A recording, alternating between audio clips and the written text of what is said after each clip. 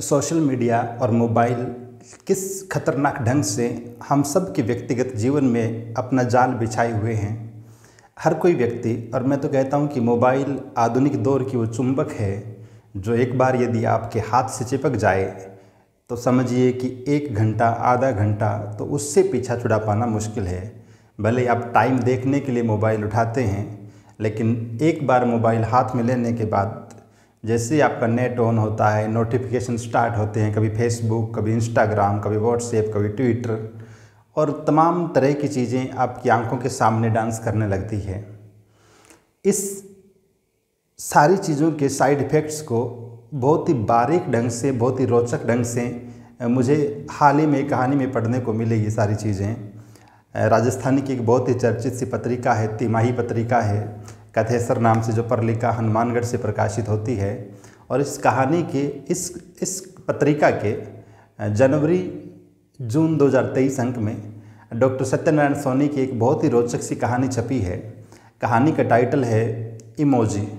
वो इमोजी जो आप और मैं हर दिन व्हाट्सएप पे या दूसरे सोशल मीडिया प्लेटफॉर्म्स पे एक दूसरे को सेंड करते हैं, उसी को टाइटल बनाकर डॉक्टर सोनी ने बड़ी रोचक कहानी लिखी है।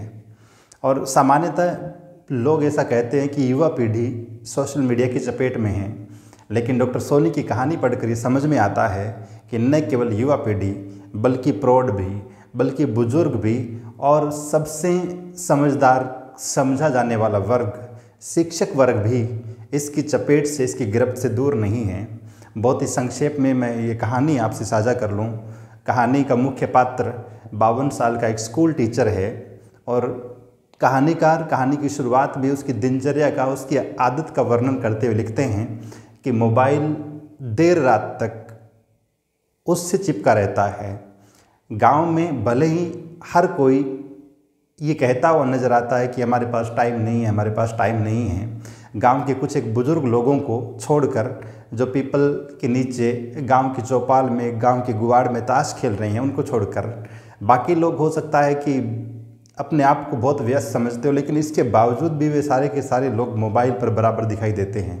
तो इस कहानी का मुख्य कैरेक्टर भी, उसके साथ भी ऐसा ही है। देर रात तक मोबाइल में उलझा रहता है। कई बार जब सोने लगता है मोबाइल को साइड में रखकर, फिर नोटिफिकेशन बेल बजती है, फिर मोबाइल उठा लेता है। कभी किसी दोस्त का मैसेज आता है कि यार व्हाट्सएप चेक करो ना, एक कविता भेजी है, चेक करके पढ़ के बताओ ना कैसी है। अब ये पढ़कर उसको रिप्लाई करता है कि अच्छी है। फिर मोबाइल रखकर जब सोने लगता है तो सामने वाले कवि मित्र का फिर फ़ोन आ जाता है। उसको लगता है कि कविता अगर सच में अच्छी है तो क्यों ना मैं बात ही कर लूं अपने इस मित्र से, और वो फिर अपने उस 52 वर्षीय स्कूल टीचर दोस्त से देर रात बात करने लगता है। और इस स्कूल टीचर की दिनचर्या लगभग ऐसी ही है। कभी फिर कोई मैसेज करता है कि सो रहे हो कि जाग रहे हो, और वो चिढ़ते हुए कहता है, सोचता है मन ही मन, नहीं सो नहीं रहा, अपने मायतों को रो रहा हूँ। लेकिन फिर वही दिनचर्या फिर बन जाती है जब उसे किसी पोस्ट का लिंक भेज दिया जाता है कि ये चेक करो। न चाहते हुए भी वो पात्र उस लिंक पे क्लिक करता है, फिर उसको पढ़ता है, अपना कमेंट करता है, फिर सोने की सोचता है। इतने में वो देखता है कि उसने जो कमेंट किया था उस पर किसी ने और कमेंट कर दिया। अब उस कमेंट का रिप्लाई करने के लिए वो फिर मोबाइल हाथ में उठाता है, और इस तरह से ये सिलसिला देर रात तक चलता रहता है।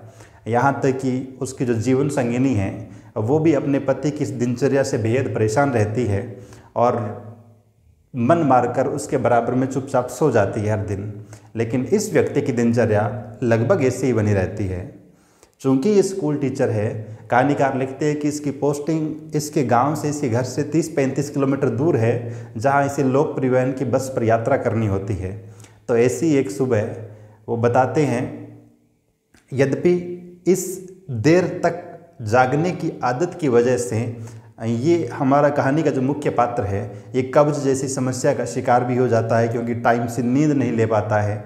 तो फिर वो सोशल मीडिया का फिर सहारा लेता है और यूट्यूब पर कब्ज दूर करने के नुस्खे सर्च करता है, और फिर वो एक अच्छा सा वीडियो देखकर वहाँ से कुछ सामग्री नोट करता है कि इतनी हींग चाहिए, अजवाइन चाहिए, सौंफ चाहिए, काला नमक चाहिए, और फिर अपने जीवन संगिनी को कहता है कि ये सब कुछ मिक्सी में पीस कर एक मसाला तैयार कर दो ताकि मैं रात को सोने से पहले ले सकूं। उसकी वाइफ कहती है, जीवन संगिनी कहती है कि बाकी सब चीज़ें तो घर में हैं, लेकिन ये जो काला नमक है ये नहीं है। अब वो फिर सोचता है कि मैं अगली बार दुकान से लेके आऊँगा, लेकिन उसको मोबाइल देखने से फुर्सत मिले तो वो बाकी चीज़ों की ख़रीदारी करे, और इस चक्कर में वो फिर कुछ नहीं खरीद पाता है, और ये नुस्खा डायरी में नोट किया हुआ ऐसा ही रह जाता है। एक सुबह जब उसे स्कूल जाना है, भागते भागते वो तैयार हो रहा है, और तभी वो देखता है कि जब जूते पहनने लगता है तो उसकी जो जुराबें हैं वो एक ब्लैक कलर की होती है, दूसरी रेड कलर की मिलती है। तो अपनी वाइफ को आवाज़ लगाता है कि ये जुराबें एक जैसी नहीं, अलग अलग रंग की क्यों हैं। चूँकि इसका बेटा भी, इस मुख्य पात्र का बेटा भी टीचर है और वो इनसे भी पहले निकलता है, तो वो एक जोड़ी जुराब पहनकर जा चुका है। घर में 2 ही जोड़ियाँ जुराब थी, तो अब अलग अलग कलर की जुराबें बचती हैं। वाइफ कहती है कि अब क्या इलाज है, जैसी है वैसी पहन के चले जाओ, और ये चुपचाप, लिखते हैं राइटर मजबूरी का नाम महात्मा गांधी, चुपचाप वही जुराबें पहनकर और स्कूल के लिए रवाना हो चलता है। थोड़ी दूर जाने के बाद इसको पता चलता है, याद आता है कि जेब में पैसे तो लिए ही नहीं है किराया देने के लिए।